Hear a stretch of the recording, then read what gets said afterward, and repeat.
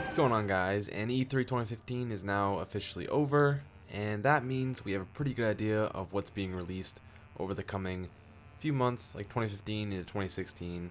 So that means I can almost safely say that I can actually make a top 10 list for this stuff. So a quick sign up before jumping into it is that games change.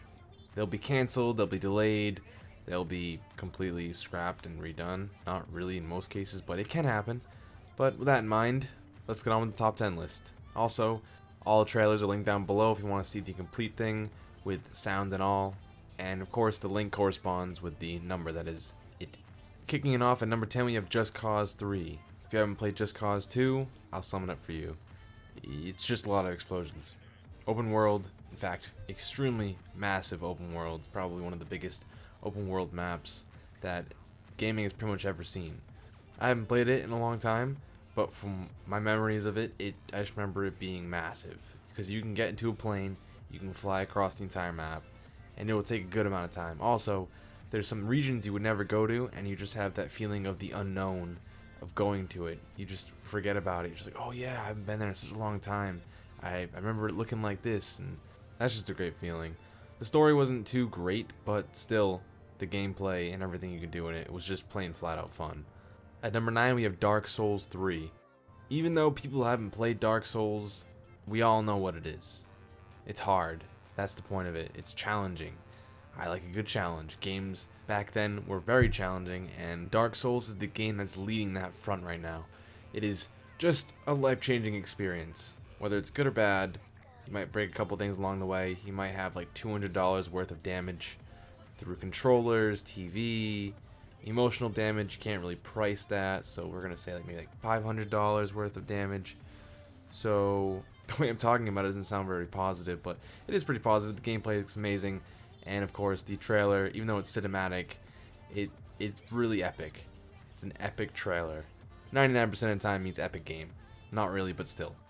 At number 8, we have CUPHEAD. Ooh, CUPHEAD. I don't even know what to say about it. Just look at it. 1930s cartoon. I love cartoons. 1930s were an okay time. Great Gatsby, stuff like that. And CUPHEAD, it just looks like a fun game. I mean, I'm gonna buy it. Hopefully it's not $60. It doesn't look like it'd be a $60 game, but it looked like it'd be a very fun game. It's very unique, and that is what it's got going for it. The music better be up to quality. It better be the best music ever. Quickly moving on to number 7, we have Horizon Zero Dawn. Now, I have a couple words for Horizon Zero Dawn. I don't really know how to describe it or how I feel towards it. It's just something new. It's a new title, and I have no expectations for this game, so I'm just going to jump into it blindly. And from what I've been hearing, what I've been seeing, it looks like a beautiful game, and people are talking about it very highly and positive.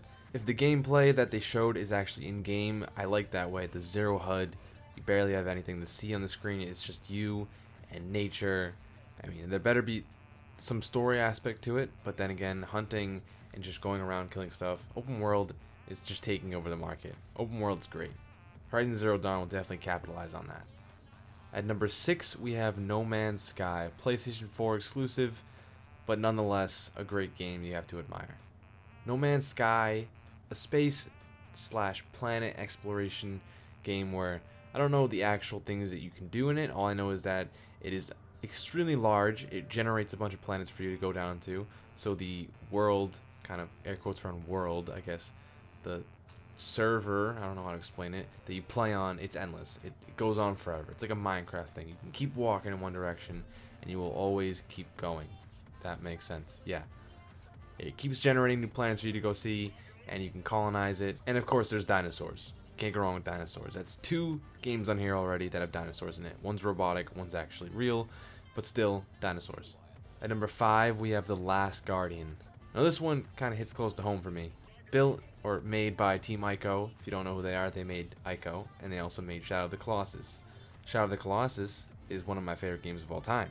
The Last Guardian only seems to fit right on my top 10 list because it's kind of a sequel to the Shadow of the Colossus, but it's the same aspect. It's got the still climbing on the beasts, and it just looks like a very emotional game. Not that I like emotional games, I like kind of fast-paced games, but still, The Last Guardian is something going for it. It's also one of the most anticipated games, with it being, I think it was showed back in 2009 E3, and people were like, wow, yay, sequel, Shadow of the Colossus, great game. And then it just went silent for 6 years, nothing. And here it is, 2015. At number 4, it only seems right to give it to Uncharted 4, The Thief's End. Now, Uncharted is definitely one of my favorite series. It is such a great series, with all the way from A Drake's Fortune, which got me hooked right onto it. Among Thieves, that's number 2, was an amazing game. I absolutely no-life multiplayer. And when I mean no-life multiplayer, I mean I no-lifed it.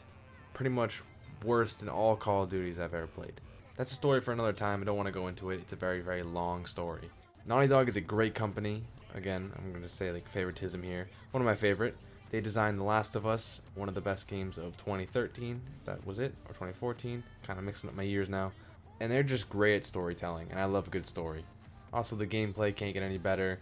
Also, you go to places that are just amazing. The sights are stunning, and the graphics are always on top. Naughty Dog always outdoes themselves when it comes to graphics. And this is their first game they'll be doing on PlayStation 4, built only for PlayStation 4, so you can only agree that this will probably be one of the prettiest games on this list. At number 3, we have Kingdom Hearts 3. Now, there's a lot of 3s on this list. I'm going to point that out right there. Now, Kingdom Hearts 3 is a little bit of gameplay, but it's definitely enough to say that you got to look forward to this game.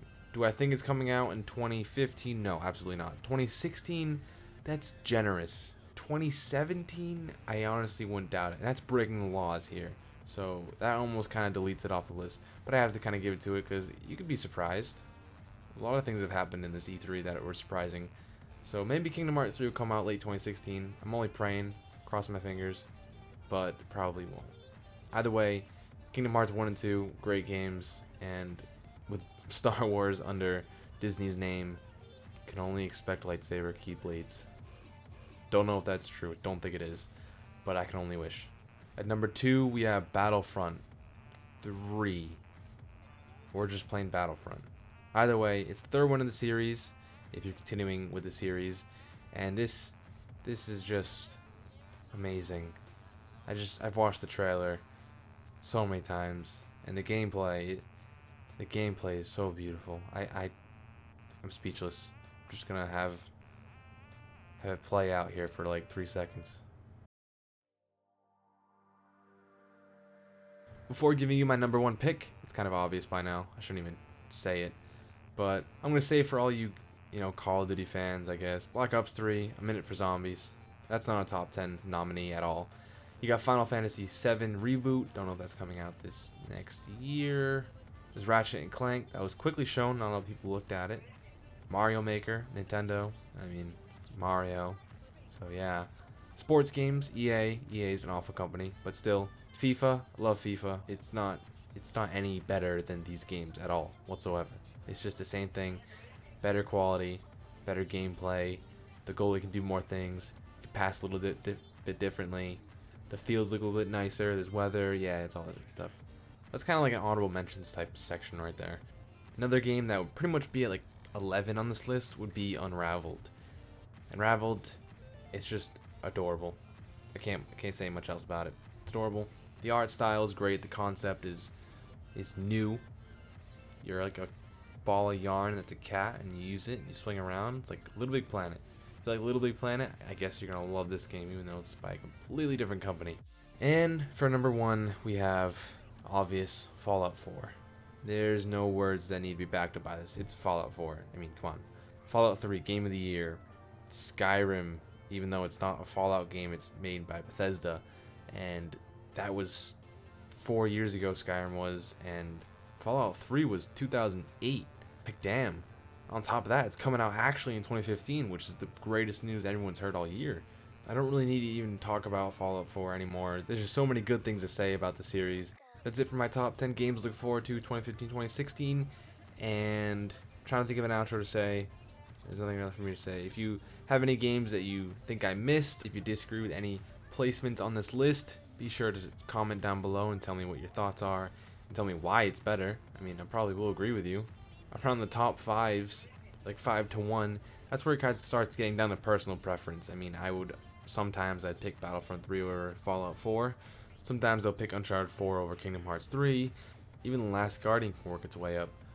Some people can argue that Dark Souls 3 is way higher on the list.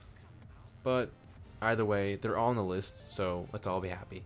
So that seems to be it, and I'll hopefully see you guys in the next one.